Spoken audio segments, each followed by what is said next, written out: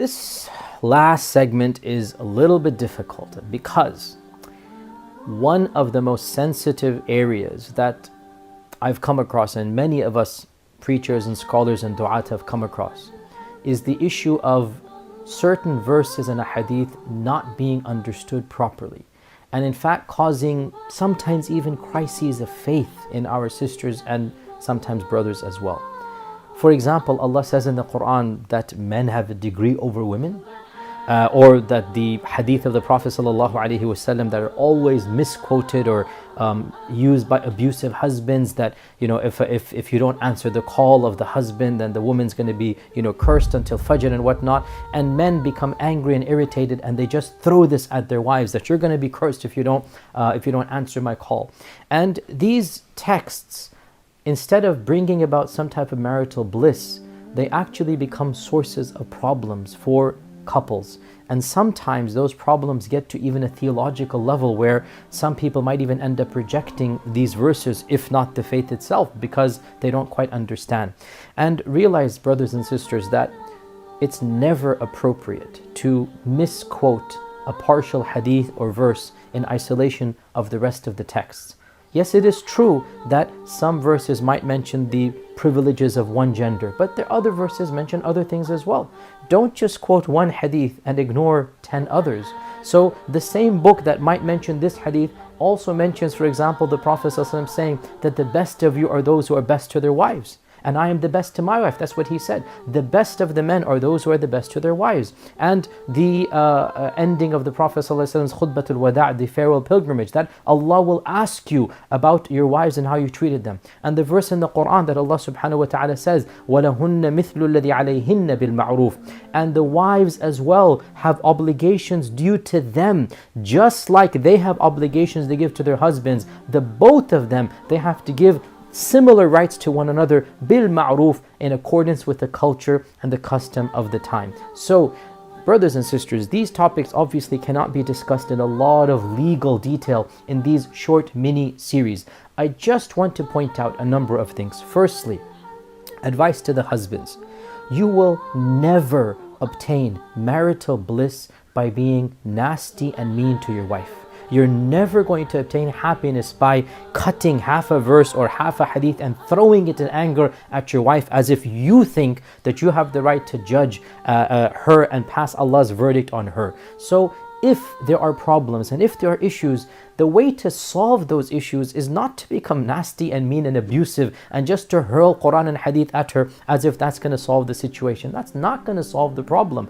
And secondly, brothers and sisters, realize that a lot of times problems are coming from two ways. In other words, as the saying goes, it takes two to tango. And generally speaking, there are causes that are from both partners, maybe even more from the partner that's getting angry. So the question arises, why then is in this particular case, if the husband feels angry that his needs have not been met and she quotes this hadith against the wife, then the husband needs to think, well, what might be the causes for this? Am I doing something as well that maybe she doesn't feel the need to be romantic with me? Am I being somebody who's not taking care of her emotional or physical needs? It's a two-way street, and rather than immediately jump to anger, try to talk and converse and find out what is going on. And I always suggest that couples that are in trouble, they should go for marital therapy. Simple videos or these types of online instructions, much less do-it-yourself books, are not going to solve the problem.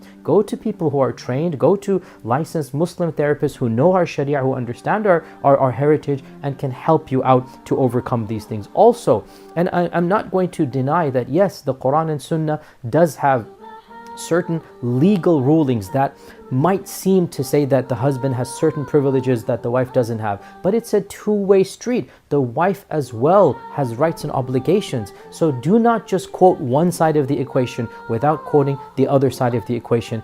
And lastly, brothers and sisters, a marriage can never flourish if you're looking at the letter of the law and not the spirit of the law. A marriage can never succeed if you're just obsessed with your rights and you're not concerned with the rights of the other party. Even if you feel, either party, even if you feel that the other partner isn't doing his or her job, firstly ask yourself, am I doing my job? And if you feel that you are, that's a different situation. Take it to a counselor or whatnot. But if you feel that, you know what, maybe I myself also have some issues, try to work on the marriage from a two-way street. And I also have to say, never ever underestimate the power of kindness, of love, of mercy, of gentleness. Our Prophet ﷺ said that kindness is something that beautifies whatever it is in, and harshness is something that scars everything that is in.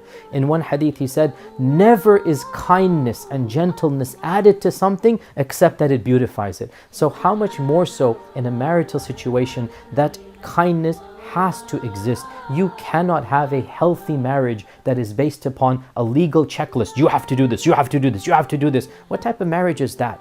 Even if there are legal requirements, those legal requirements have to be a framework upon which love and kindness exist, and not just a checklist of do's and don'ts. So, brothers and sisters, do not misuse and abuse these ahadith to cause some type of emotional trauma to your partner. These ahadith exist, and I'm not, astaghfirullah, denying them. They're there, but there are other ahadith as well that can be used by both sides. And the point of this, these ahadith were never used, or the Quran was never used to make one of the partners make the other one feel bad, to use these Quran and verse as tools, as weapons to emotionally beat the other. These verses are meant for their own genders to know their own rights, not for the other gender to use as a tool to bang the other gender into submission. Men should hear the verses about them, women should hear the verses about them, and they should act in accordance with their belief in Allah subhanahu wa ta'ala.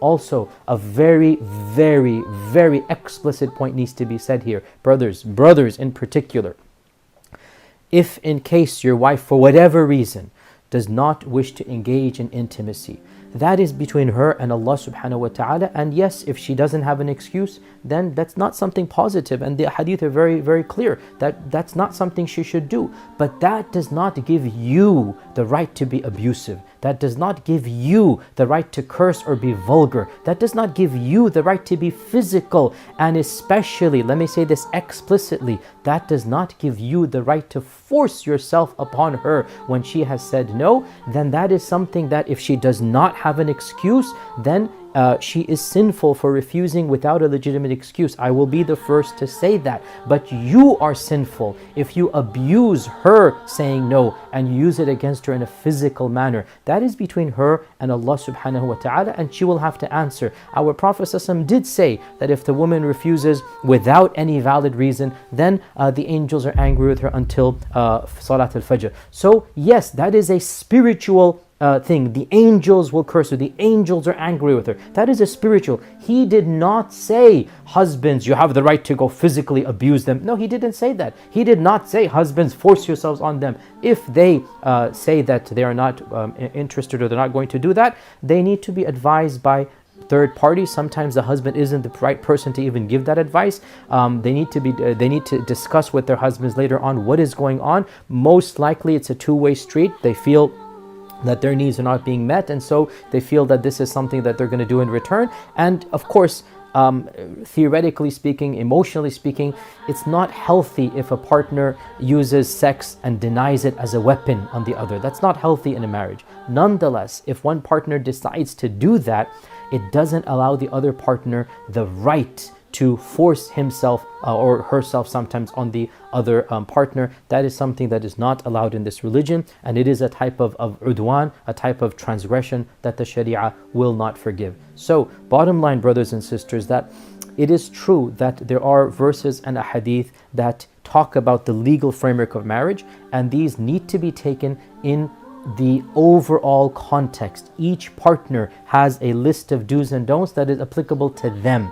These do's and don'ts should not be used as battering tools to hit the other person emotionally with them and say, do this or else. That's never going to bring about a successful marriage. And if these issues are surfacing, problems are happening, both parties should calm down and be very, very frank and gentle and ask what is going on, why is this taking place, is there something that I've done that is causing this, and open up and try to go to a marital counselor, a therapist, and open up as well. And obviously the last point, as obviously a religious teacher, I have to tell you, this is a very necessary point, that both of you, husband and wife, should turn to Allah subhanahu wa ta'ala for prayer, for dua, for guidance. That both of you should raise your hands up and make dua to Allah to soften both of your hearts and to better the marriage. It doesn't make sense to win an argument by losing the marriage. Rather, the marriage has to be maintained as much as possible, and that is the ultimate goal of the Sharia.